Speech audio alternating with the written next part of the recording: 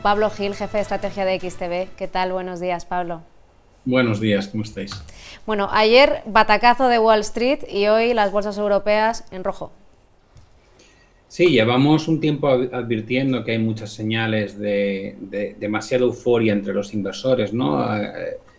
Son múltiples las indicaciones técnicas que te llevan a pensar que hay que ser prudente.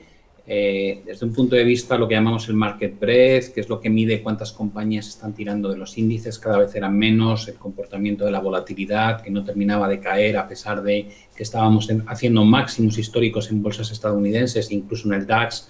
Hemos visto también muchos ejemplos de comportamientos que se podrían tildar de aberrantes, lo que está pasando, por ejemplo, con GameStop ahora mismo, ¿no?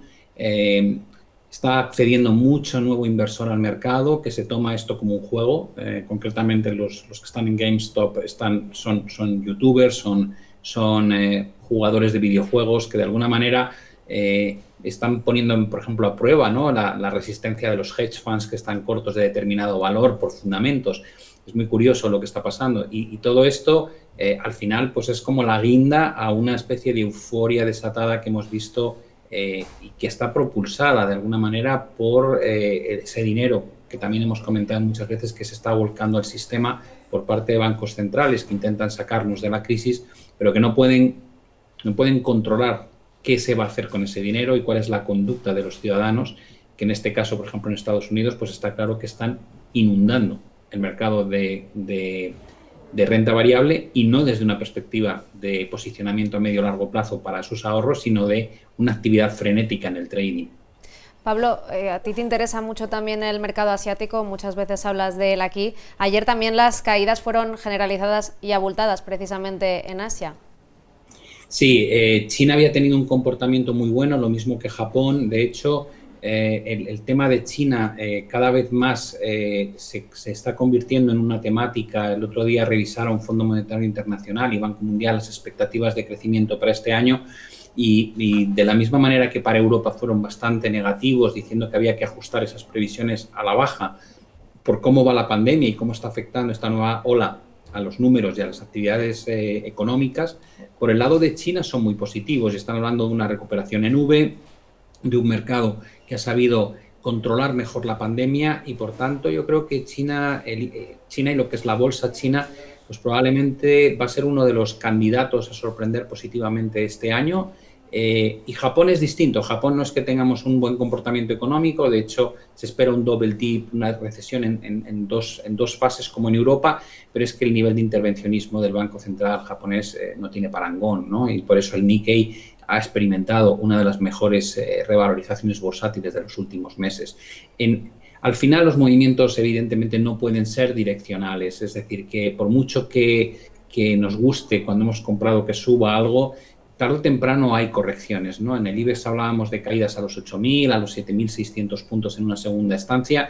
Es una corrección de un 8,5%, no es un movimiento baladí, pero probablemente estamos acercándonos ya a zonas interesantes para empezar otra vez a buscar oportunidades de compra. Luego hay una situación, ¿no?, que se ha dado que a lo mejor mucha gente no entiende. Te quiero preguntar a ti para que nos des una explicación o para esos espectadores que a lo mejor dudan, ¿no? Ayer Apple declara resultados récord, pero sin embargo sus acciones bajaban en bolsa. ¿Esto a qué se debe? Bueno, hay un dicho en los mercados que en el mundo anglosajón dicen buy the rumor, sell the fact, que básicamente es compra el rumor y vende la noticia. ¿Qué quiere eso decir? Los resultados de Apple fueron espectacularmente buenos, pero se conocían con bastante antelación. Y los inversores, o lo que llamamos el smart money, el dinero profesional, conoce esos resultados previamente y se posicionan antes. Y por eso Apple, cuando publica los resultados, está en máximos históricos. Eso quiere decir que muchos inversores profesionales toman la posición semanas antes de que se conozca realmente el dato y lo que es un dato novedoso para el inversor particular realmente es un dato viejo ya para el inversor profesional. Y cuando el particular está comprando porque le parece un dato francamente positivo, el profesional que ya lleva capturado un porcentaje bastante alto de ganancias aprovecha ese momento para estar vendiendo y evidentemente suele tener más fuerza el institucional que el particular. Entonces, es muy habitual este tipo de cosas, ¿no? Yo siempre pongo un ejemplo entre los alumnos, les digo, pensad lo que pasó con Eurostoxx cuando Mario Draghi anunció el paquete de QE o Quantitative Easing, era algo súper positivo, pero había subido tantísimo la bolsa durante el periodo del primer trimestre del 2015 que, según puso en marcha el programa, la bolsa no hizo más que bajar durante un año. Hasta ese punto llega a ser el posicionamiento extremo antes de que se conozca la efectividad de lo que vas a volcar en el mercado. Luego también, que enseguida te tendré que cortar, Pablo, porque ha empezado la presentación de resultados de Bankia, pero antes no sé si me puedes hacer algún apunte, ¿no?, sobre esos resultados de los últimos resultados antes de fusionarse con CaixaBank. Oye, yo sigo pensando que los resultados de los bancos no van a ser buenos. Es decir, me da igual cómo los quieran leer.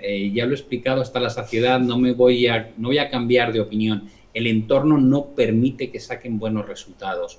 Pueden maquillarse momentáneamente por este tipo de fusiones, reducción de costes, pero toda la mejora viene por reducción de costes, no por una capacidad de generar mayores ingresos.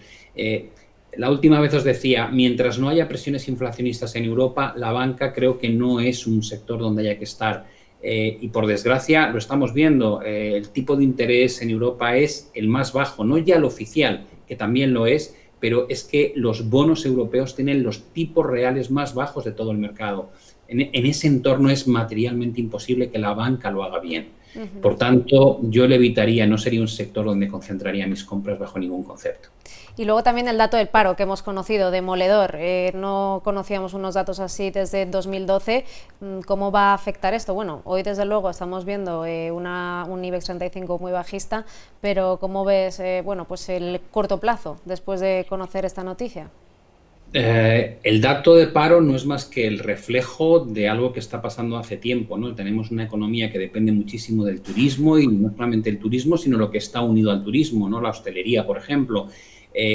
Si ahora mismo nos están diciendo que vamos a estar 2 semanas o tal vez 4 semanas con muy pocas vacunas y el proceso de vacunación es lo único que puede devolvernos a una cierta normalidad, evidentemente el panorama para el primer trimestre es desolador, ¿no?